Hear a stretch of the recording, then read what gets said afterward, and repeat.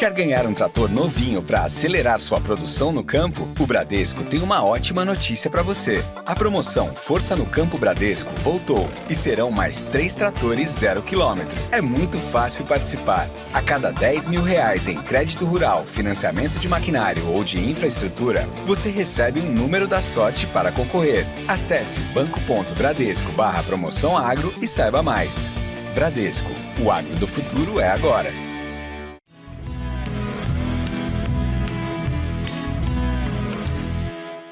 Olá para todos, sejam muito bem-vindos ao podcast Agrotalk, o podcast Agro da Climatempo. O assunto de hoje é tecnologias sustentáveis para agricultura e pecuária. Vamos falar de informações, dados, ciência e vamos falar também sobre a nova gestão da Embrapa Territorial. Por isso, eu convidei o engenheiro agrônomo Gustavo Espadotti, que assumiu recentemente, agora em janeiro, o cargo de chefe-geral da Embrapa Territorial, após um processo de recrutamento e seleção conduzido pela diretoria da empresa. Gustavo é doutor em agricultura, foi analista da Embrapa, né, desde 2012, ele vai contar um pouquinho da história dele para a gente aqui, e ele também trabalhou com a análise dos dados do Cadastro Ambiental Rural, o CAR, foi supervisor do Grupo de Gestão Territorial Estratégica da Embrapa Territorial. Espadotti agora sucede Evaristo de Miranda, que comandou o Centro de Pesquisa por 6 anos. Gustavo, é um prazer receber você aqui no podcast Agrotalk e, desde já, parabenizo você por essa conquista, por essa jornada que está se iniciando nessa trajetória da Embrapa Territorial. Meus parabéns. Obrigado, Ângela. É um prazer estar aqui de novo com você no Agrotalk. Você vai lembrar que eu fiz o episódio de estreia com você, né? Então é um prazer estar aqui e eu estou à disposição para você nesse bate-papo aí. Gustavo, é verdade. Você estreou aqui no podcast Agrotalk comigo. É sempre um prazer ter a sua parceria aqui, trazendo para a gente esse conhecimento, né? Mas antes da gente falar a respeito desse novo cargo, dessa gestão, desses desafios que você tem pela frente, eu queria que você contasse um pouquinho para a gente da sua experiência dentro da Embrapa. Eu sei que você começou lá em 2012. Conta um pouquinho para a gente da sua carreira até chegar nesse momento atual. É isso mesmo, Ângela. Eu estava ali no fim do meu doutorado, já estava trabalhando na iniciativa privada, numa empresa de insumos agropecuários, quando recebi uma ligação de um DDD 96, né? Falei, poxa, deve ser golpe, deve ser fraude, alguma coisa assim. Quase que eu não atendo. E atendi a ligação e era o colega Jofre Cury, lá da Embrapa do Amapá, informando que eu havia sido aprovado na seleção, no concurso público da Embrapa, e perguntando se eu queria assumir um posto de analista lá no Amapá, né? Para mim foi uma surpresa muito grande. Eu tinha prestado esse concurso para a região centro-oeste, mais especificamente pensando em Mato Grosso, em grandes culturas, mas como abriu essa vaga no Amapá e eles tinham o intuito de puxar realmente alguém que estivesse disposto a trabalhar com culturas de grãos, eles acabaram me chamando, fazendo esse convite para ir para lá. Eu confesso que eu não sabia nem onde ficava direito o Amapá, tive que estudar um pouco sobre a cidade de Macapá, sobre a região, e percebi que seria um desafio muito interessante. É um estado que estava realmente em ebulição, né? Iniciando grandes projetos, principalmente focados no bioma cerrado que eles têm lá, no ambiente de cerrado que eles possuem, e pensando na expansão de cultivo de soja, milho, arroz e feijão calpi. Eu aceitei esse desafio com muito gosto, ingressei lá em 2012 para fazer parte da equipe de transferência de tecnologias e conduzi experimentos de VCU, né, que são competição de cultivares, realmente para a gente descobrir qual a melhor cultivar para ser desenvolvida naquela região, quais os principais espaçamentos, as boas práticas agropecuárias que esse novo ambiente produtivo precisava, e fiquei lá por quase 4 anos. Lá tive a oportunidade de coordenar alguns planos de estruturação no campo experimental do Cerrado, coordenei uma equipe na transferência de tecnologia na prospecção e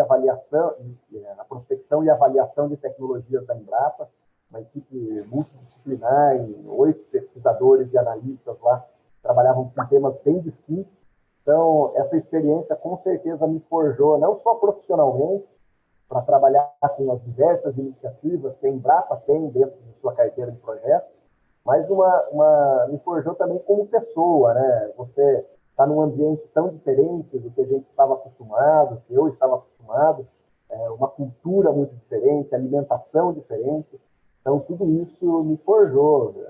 Eu até costumo brincar que Macapá é uma cidade interessante porque dentro da mesma, você tem o governo federal, tem senadores e deputados federais, o governo estadual, o governo municipal. Então, você saía à tarde a tomar um café da tarde, assim, você encontrava o senador no mesmo lugar que você estava ali. Então, também foi uma experiência de vida muito boa, porque eu aprendi a lidar com esses diversos atores, ONGs, universidades. Então, foi uma experiência muito válida e, com certeza, eu trouxe essa experiência para a Embrapa Territorial, na época chamada de Embrapa Monitoramento por Satélite, ainda quando eu cheguei transferido, onde eu vim em 2015 para cá. Tá? E aí, quando você chegou em Campinas, aí na Embrapa, em 2015, você foi trazendo aí essa bagagem, né, que você te moldou, e aí você foi trabalhar em Campinas e conheceu o Evaristo de Miranda. E de lá para cá você também atuou em conjunto com ele em diversos trabalhos aí dentro da Embrapa. Isso colaborou também para aumentar ainda mais, né, Gustavo, essa sua experiência hoje e chegar nesse cargo de chefe-geral da Embrapa. Com certeza, Angela. Para mim, assim, é uma honra e é um grande privilégio trabalhar ao lado do Dr. Evaristo. É uma daquelas pessoas que, apesar de ter o título de doutor, eu gosto de chamar muito ele de mestre, né? Mestre é aquele cara que está sempre disposto a te ensinar, a fazer uma pessoa melhor, a construir como profissional melhor. Então, ele é muito generoso nesse sentido em compartilhar conhecimento e toda a experiência que ele tem de mais de 45 anos de Embrapa, né? Quando eu cheguei aqui em 2015, ele estava assumindo o centro, a gestão, uma nova gestão dele aqui, e eu vim com um currículo debaixo do braço mesmo, como se fosse uma entrevista de emprego. A Embrapa tem isso, é uma empresa, né? Então, eu cheguei com um currículo, me apresentei para ele, claro, eu já havia marcado uma audiência com ele antes, e graças a Deus deu muito certo essa transferência, foi um processo que foi relativamente rápido.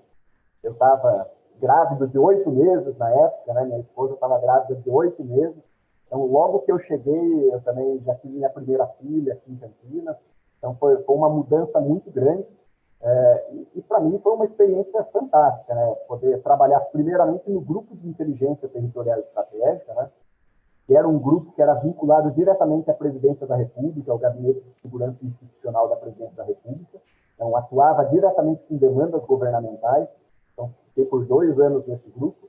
E quando a gente fez uma reestruturação interna aqui na unidade, quando ela passou de Embrapa Monitoramento por Satélite para Embrapa Territorial, houve uma junção de 3 organismos da Embrapa aqui, que era a Embrapa Monitoramento, a Embrapa Gestão Territorial e o Grupo de Inteligência Territorial Estratégica. Eles se fundiram, esses 3 organismos, né?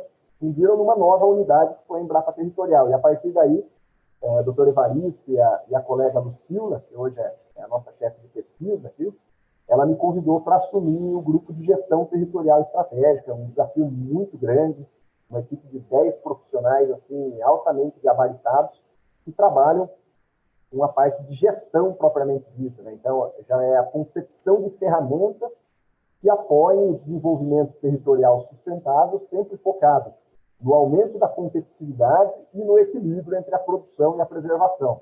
Então, eu trabalhei nesse grupo por 4 anos, até que agora, ao final da gestão do Dr. Evaristo, eu me postulei, né? Eu acreditei, na época, que eu tinha a expertise necessária, o conhecimento necessário, as habilidades necessárias para postular esse cargo, essa candidatura ao cargo de chefe-geral da Embrapa Territorial. E passamos por esse processo, é um processo longo, tem diversas etapas, desde análise curricular, até o plano de trabalho propriamente dito, tá? chegar ao plano de trabalho, audiências públicas, onde todo e qualquer cidadão poderia participar e fazer perguntas, questionar sobre o meu plano de trabalho, e, por fim, uma entrevista com a diretoria executiva da Embrapa. Então, eu passei por todos esses processos e, graças a Deus, fui escolhido para esse posto para os próximos 2 anos, com possibilidade de prorrogação por outros 2 períodos de igual, dois mandatos de igual período. Uhum. E você comentou sobre plano de trabalho, Gustavo. O que você pretende agora nessa nova gestão? Fala um pouco para a gente desse seu plano de trabalho, as suas demandas agora ao longo de 2022. Olha, Ângela, é o que a gente sempre diz aqui na Embrapa, é que quem fala que conhece o agro brasileiro, ele terminou de estudar ontem à noite, né? Porque ele é muito dinâmico. E é uma dinâmica espaço-temporal. Ela muda, os cultivos mudam no tempo e no espaço constantemente. Então, se você diz o que está sendo cultivado hoje, não é o que está sendo cultivado daqui 2 semanas. Já veio uma colheita, numa área de pivô central você pode ter 2, 3 colheitas ao mesmo tempo, na mesma safra agrícola, você tem sistemas integrados, você tem a rotação de cultura, você tem muita tecnologia empregada, e isso muda muito rápido, né? Novas tecnologias chegam, a gente tem aí um produtor rural cada vez mais ligado à tecnologia, à informação, então ele está sempre buscando informações, seja no mercado financeiro, cotações, para tomada de decisão sobre qual cultivo ele vai fazer, qual prática, qual produto, qual processo agropecuário ele vai escolher. Então, lidar com essa complexidade, principalmente com essa variação no espaço-tempo dessa dinâmica da produção agropecuária brasileira, é um dos grandes desafios que nós vamos ter. Tá? E, para isso, só existe um caminho para a gente conseguir nos mantermos assertivos e parceiros do produtor rural, que é estar em contato.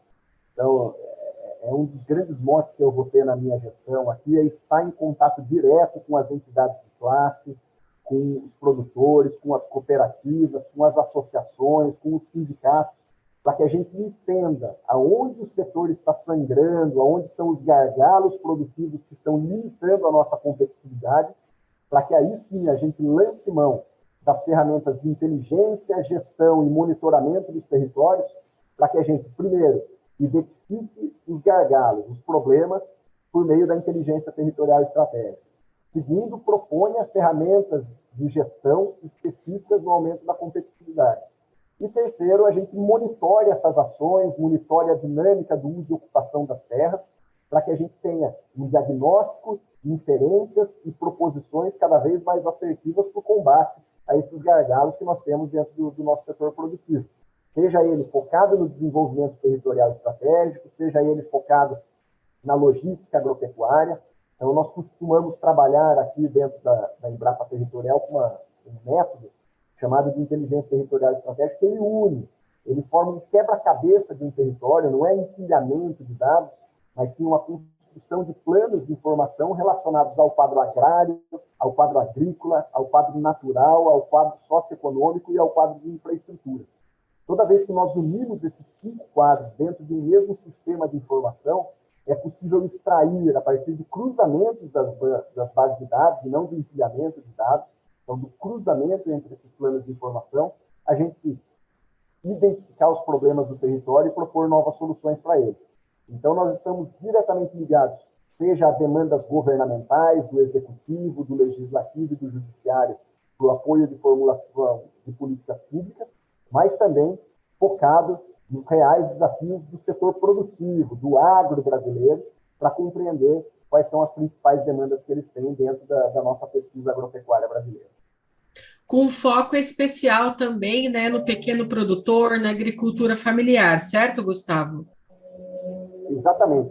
Quando nós pensamos assim, em demandas do governo e do agro, nós somos mais reativos, ou seja, nós somos provocados, somos demandados, e a partir daí construímos ferramentas para aplicar na gestão desse território.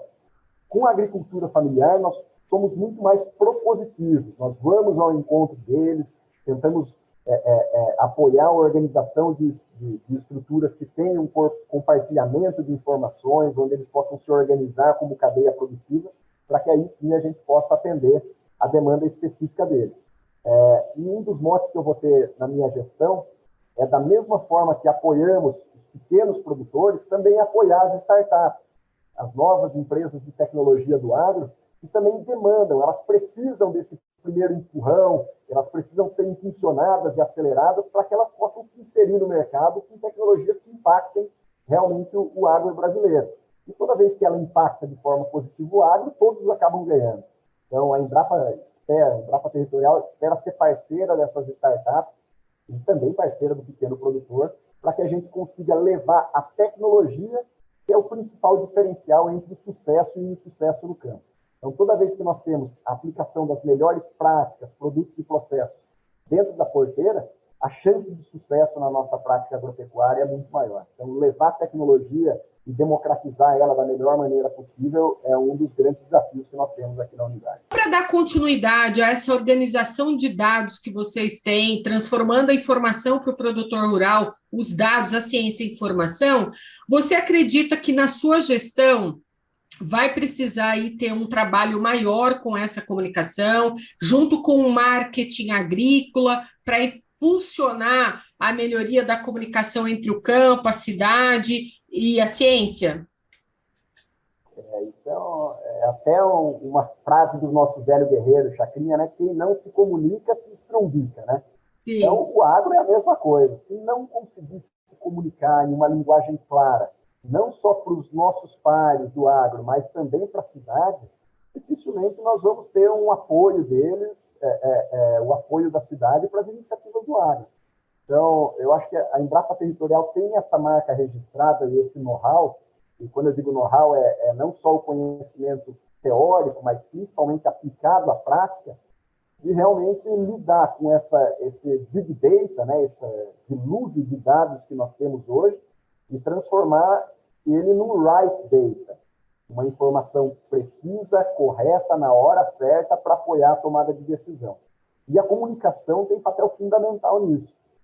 A linguagem, como a gente se comunica, é muito importante para que a gente não se perca em métodos científicos, em uma linguagem de difícil acesso, seja para o produtor ou seja para o homem da cidade.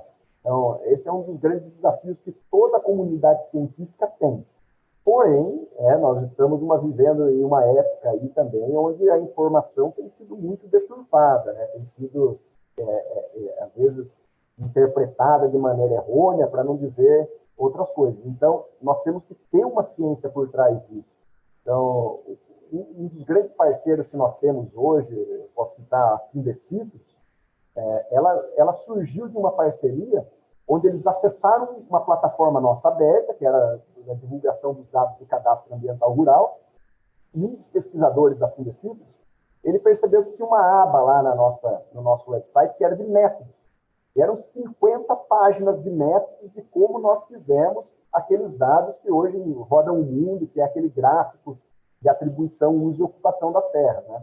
E essa pesquisadora, ela entrou, seguiu o mesmo método e chegou aos resultados para as propriedades da Fundecitos. Então, depois ela entrou em contato com a gente para fazer um refinamento desse método, para a gente trabalhar numa evolução deles para aplicação específica para a cadeia deles. Mas você vê que existe um padrão. Toda vez que você tem um padrão, um método que ele é replicável pela comunidade científica, isso deixa de ser meramente um artigo de opinião, meramente um dado gerado por uma instituição, mas passa a ser um dado gerado por uma comunidade científica, apoiado em bases sólidas ligadas à ciência, no nosso caso, principalmente ligado às geociências, ao geoprocessamento e ao data science.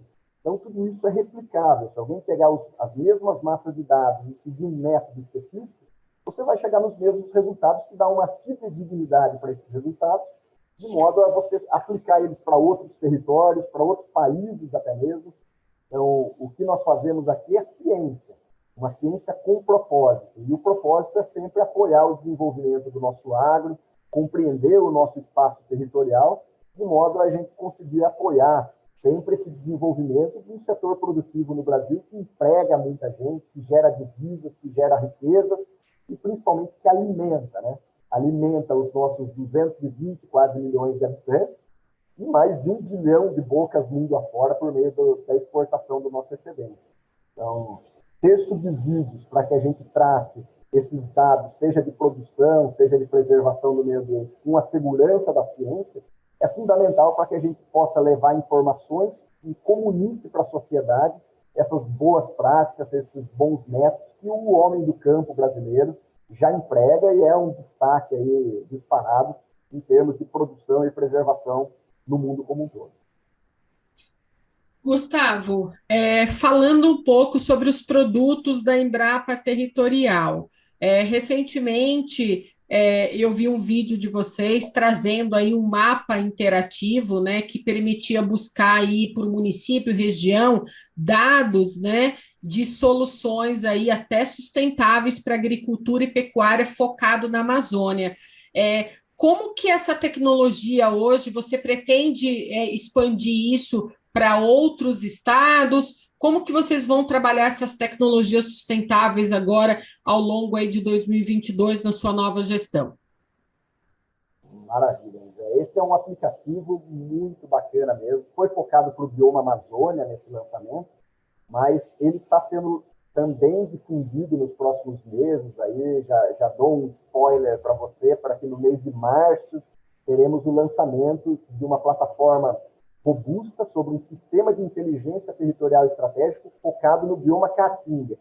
E dentro desse sistema de inteligência, uma das tecnologias que nós vamos estar disponibilizando é o mesmo conjunto de práticas, produtos e processos agropecuários que a Embrapa já desenvolveu para o bioma Caatinga. Então, você vai poder selecionar por região, por município, quais são as tecnologias que estão disponíveis, que a Embrapa já disponibilizou para aquele território, ou, ao contrário, pesquisar por produto, seja soja, seja mandioca, seja o feijão, seja o milho, quais as tecnologias que a Embrapa tem disponível para essa cadeia produtiva. Então, isso vai ser lançado agora no mês de março de 2022, muito provavelmente no evento de posse, da posse oficial mesmo, apesar de eu já estar com um mandato efetivo desde 3 de janeiro, a posse está marcada, a posse oficial, a cerimônia de posse está marcada para março. Então, nessa ocasião, vamos fazer o lançamento dessa nova plataforma focada no bioma Caatinga.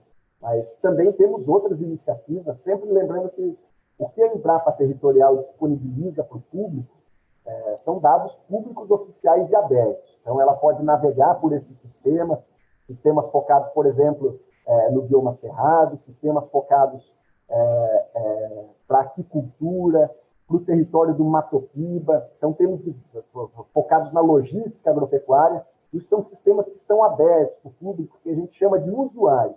Então, qualquer usuário, qualquer cidadão, qualquer pessoa pode entrar nesse sistema, acessar os dados e fazer o melhor uso possível deles. Mas nós também trabalhamos com outras interfaces, que nós chamamos de clientes, que é quando alguém demanda por um produto específico nosso e a gente entrega esse produto para esse cliente, então é um contrato de prestação de serviço, ou parcerias, cooperações técnico-científicas, que é quando a Embrapa Territorial consegue chegar até um ponto, o parceiro consegue chegar até um ponto, mas que juntos, em parceria, nós chegamos num novo denominador comum. Então, eu seguirei trabalhando e vou expandir cada vez mais esses trabalhos com usuários, clientes e parceiros do agro brasileiro para que a gente possa sempre estar atendendo essas reais demandas da sociedade. Isso é uma mudança com continuidade. Tem diversos processos que precisam ser azeitados aqui internamente, principalmente relacionado a contratos, a parcerias. Então, tem muita coisa a melhorar aqui. Nós temos uma equipe que está extremamente engajada na melhoria de processos internos e também na melhoria das entregas. Então, cada vez mais levar tecnologia de ponta para esses produtos tecnológicos que nós estamos entregando.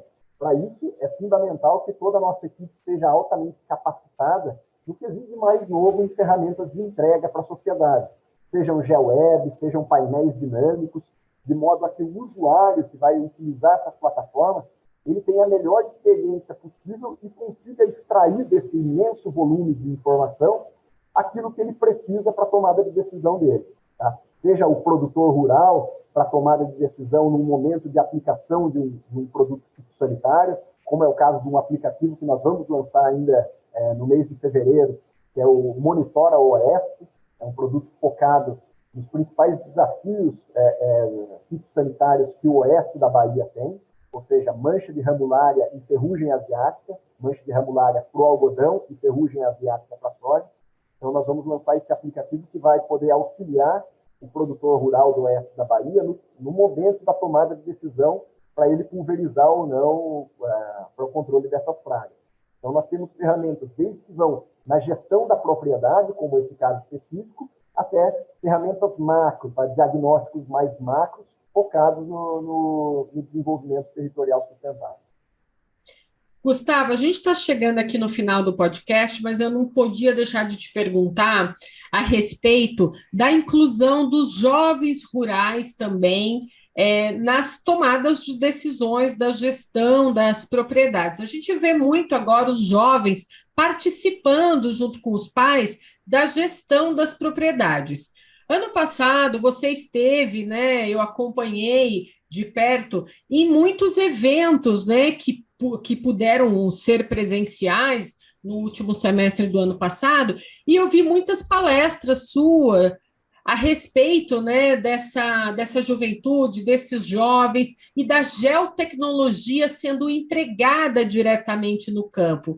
E você chega agora para essa nova gestão também com um formato, né, jovem, né, porque você tem essa linguagem com o jovem rural.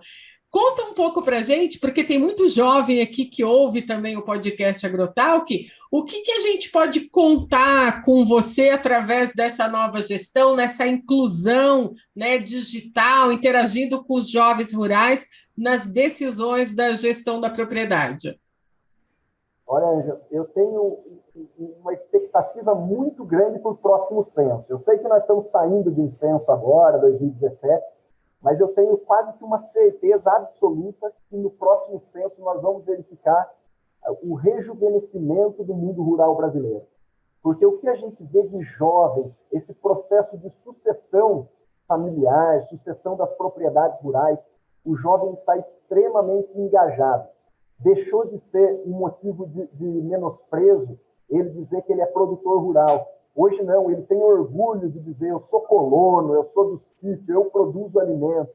E isso a gente tem que apoiar muito. Tá? E por quê? Por que as geotecnologias têm um papel fundamental nisso? Porque hoje qualquer jovem tem um celular no bolso.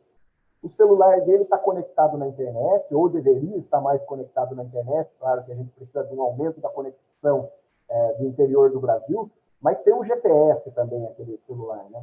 Então, toda vez que ele faz um uso de dados, ele pode estar auxiliando a ferramentas de gestão dentro do imóvel dele. Ele pode fazer monitoramento de talhões, ele pode utilizar imagens de satélite, ele tem uma infinidade de tecnologias que hoje são disponíveis na palma da mão dele. E as startups estão aí buscando cada vez mais novas tecnologias que impactem a gestão dessa propriedade. Então, essa facilidade do jovem em estar aqui ouvindo um podcast, por exemplo, ou estar conectado com o mundo inteiro na palma da mão dele, é um dos diferenciais que vai dar o maior acesso às principais tecnologias capazes de impactar o mundo rural brasileiro. Então, eu acredito firmemente que nós vamos ter um processo de rejuvenescimento no campo nos próximos anos, e as geotecnologias e toda a ciência de dados estará disponível para esse jovem para apoiar ele na tomada de decisão. Então, é um caminho sem volta mesmo. Eu acredito mesmo que cada vez que a gente comunique para essas juventudes, cada vez que a gente estimule ele a lançar mão do que há de melhor em tecnologia para o uso dentro da propriedade rural dele, nós vamos estar estimulando uma nova geração de produtores rurais que vão fazer uma nova transformação no mundo rural brasileiro. Então, eu acredito muito que essa vai ser a próxima revolução que nós vamos ter no campo, vai ser essa juventude que está hoje ouvindo um podcast, que está hoje navegando numa rede social, ele vai descobrir cada vez mais o poder que as geotecnologias têm em apoiar a tomada de decisão dele dentro das propriedades rurais. Bacana.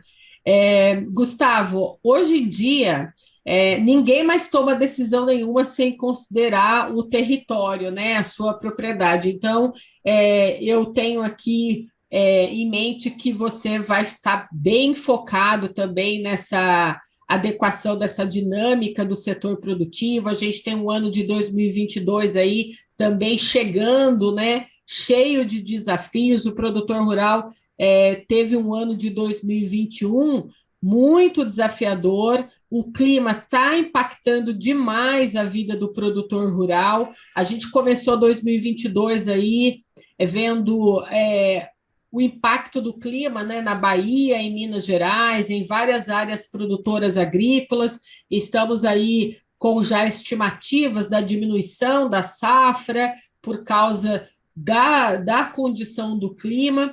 Então, são problemas, né, que o produtor lida diariamente no campo, mas pelo nosso bate-papo aqui eu pude perceber que você vai estar focado aí em melhorar e se adequar também aí o produtor rural, a comunicação com a Embrapa Territorial, sempre preservando a ciência e os dados também com as informações para o produtor rural. Então, eu quero agradecer muito aqui o seu tempo com a gente novamente aqui no podcast Agrotalk, desejar para você aí uma gestão inovadora, de crescimento. Eu sei que você está cheio de desafios para esse ano de 2022, mas conte com a gente aqui sempre que você precisar e vamos juntos nessa caminhada aí, focando nesses desafios, utilizando a inteligência, a gestão e o monitoramento. Maravilha, eu que agradeço esse espaço para a gente compartilhar algumas das nossas visões de futuro aí para a unidade, para a Embrapa Territorial. E agradeço a parceria de sempre, seja com você, com os colegas da Climatempo. Eu acho que vocês fazem um trabalho fantástico de disseminação de informações e de tecnologia. A ministra esteve junto com o presidente da Embrapa e muitas autoridades visitando essas áreas de que a gente teve problemas de estiagem, né, esse ano. E ela foi muito enfática e eu concordo plenamente com ela que o enfrentamento para esses problemas climáticos, para todos os problemas que a gente vai ter dentro, os desafios que nós vamos ter dentro da agricultura brasileira, eles são passíveis de solução com a tecnologia. Seja a rotação de cultura, a escolha de melhores cultivares, o plantio adequado nas janelas corretas, o uso de boas práticas, bons fertilizantes, a correção do perfil do solo. Então, nós temos muitas práticas para o enfrentamento de quase todos os reais desafios que nós temos. E se surgirem novos desafios, pode ter certeza que não só a Embrapa Territorial, mas toda a Embrapa e toda a ciência agropecuária brasileira estarão atentos, estarão ao lado do produtor para gerar novas tecnologias para que a gente possa superar esses desafios. Tá? Obrigado mais uma vez pelo bate-papo e eu estou sempre à disposição de vocês. Um abração.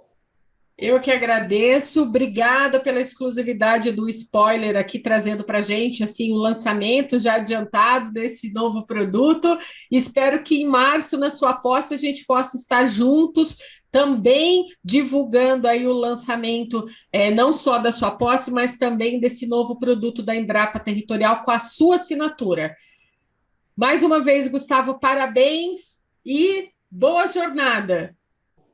Valeu, Ângela. Um abraço para todos os ouvintes aí do podcast. Abraço. Tchau, tchau. Um abraço, até a próxima.